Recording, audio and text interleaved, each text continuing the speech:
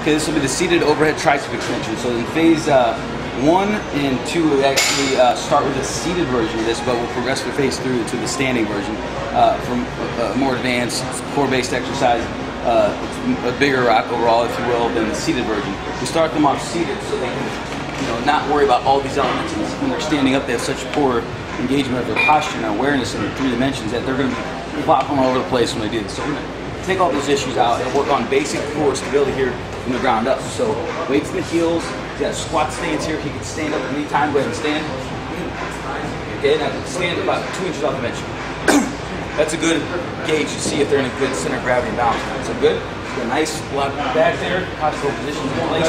I know he's ready to do the exercise. So if he was back too far, bring your feet up and in.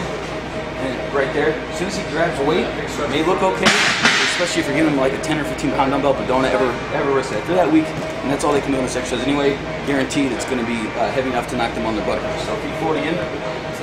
Good. So hands overhead.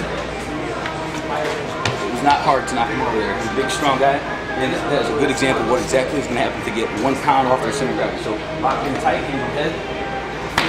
See the difference. So when I put a weight over his head, he's going to be nice, strong, thin from the ground up. So I'm going to mount him correctly with this weight. I'm going to put it on his leg first so he can feel how heavy this weight is. It's just a subtle little kinesthetic cue there. Then we're going to help him get his hands. I'm going to help set it over to the backside, into his shoulder, then to his head. And I'm going to show an alternate style of mount right after. First the legs there. Put your hands on the dumbbell there. Go right there first. All right, then we're going to sit up to the shoulder first, and then the head on doesn't help. Right overhead first. There we go. So make sure. See, I haven't taken my hands off yet, but his feet had to readjust, and he was floating in space. And as soon as he took his feet off the ground, he was floating on his tail, puts his lumbar spine at risk. So I never let go. I expect things like that to happen all the time. So I'm going to still support this until he's locked out. When I trust that he's locked out, okay, it's all yours. I'm going to let him go. Easy down slow.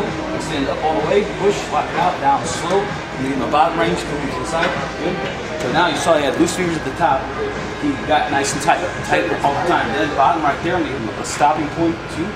But 2 reps. Another 3. See the hands here are flatten out towards the sky like so. He's not going to keep. There you go. Down. Right there. And 4 right there. So he's going to have those elevator hands working flat towards the sky. Good. Right there. Tight. Good. Down. Slow. Up. Good. Down. 4, 3, 2, up. So his forearms get about parallel to the ground there. He's staying nice and tall there. So when he's done, give him 1 more rep. Down slow. I'm just going to throw it right there. So we can get out of that much easier than the way we got set up. So in terms of the elbow position, you may notice his are out flared to the side. I really don't care. Whatever's more comfortable. A lot of textbooks say that, tuck those elbows in tight to the body. Well, they're dealing with very small, frail people that have extreme mobility in their shoulders and elbows there. That doesn't work for everybody, so do what is the most comfortable for the person. If their elbows are tucked nice and tight to the ears and it doesn't hurt, fantastic. If they can open up and they're intermediate from straight to the side or in the middle, fantastic. If they have to go out wide to the side to have 0 elbow pain, that is okay too. The problem on this is when they have such poor shoulder flexibility, cervical spine flexibility, or stability there, they just can't get into the exercise. Their head's going to crank down for him to do it. It looks kind of like this. That's a person who should not be doing this exercise. And that's someone you would take to the 1-arm dumbbell kickback on the bench there, so they don't have to deal with any of these issues here. So do not beat up this area. It's not for everybody. It is a phase 1 exercise. We have the 1-arm dumbbell kickback to regress from that if the flexibility in the shoulders is not there. So don't force it. So it should be a comfortable exercise and you should feel good on the shoulders.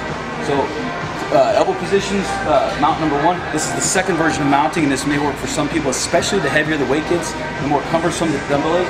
He's going to stand nice and tall again, check by your positions. He's going to put his hands overhead on the backside. I'm going to set the dumbbell in my hands like so. I'm just going to set it right into his hands, push up all the way, lock out. Make sure he's locked out tight first.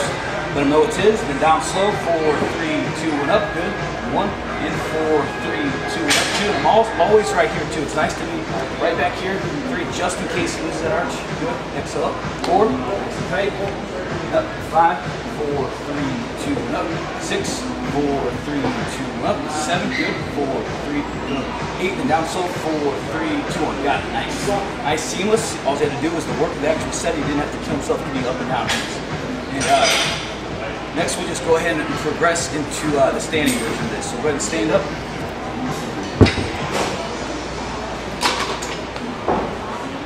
So since he's earned his way through this and from phase 1 and phase 2, and he's ready for a standing version, let's say in phase 3, another reason I may put some in the standing version of this earlier on, if they get any kind of spasms in the erectors and too much back, you can just really get in a nice tight position. They're engaging those muscles for the first time over and over and over, and so they might just be a little aggravated in there, so they might cramp up. No big deal. Give them to stand up, take some pressure off there and balance out things in the middle, as long as they're not falling over the place in the hips.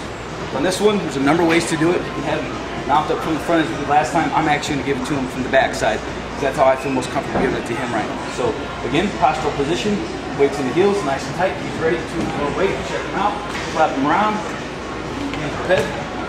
Okay, give it to him on the head. Make sure he's locked out. He's got him. Yours. He's down. 4, 3, 2, up. 1, 4, 3, 2, up. 2, 4, 3, 2, up. 3. Do not just support the scapula. And up. 4, 4, 3, 2, up. 5, 4, 3, 2, up. 6. Look at the backside. 4, 3, 2, up. 7, 4, 3, 2, up. 8. Straight up. 4, 3, 2, up. 9. So that kind of backward angles with those elbows. 10. 2 more. 4, 3, 2, up. 11, 4, 3, 2, up. 12 down slow. I got 4, 3, 2, good. So communication with him down slow, and I got it, so he knows when it's done and what to do at the bottom.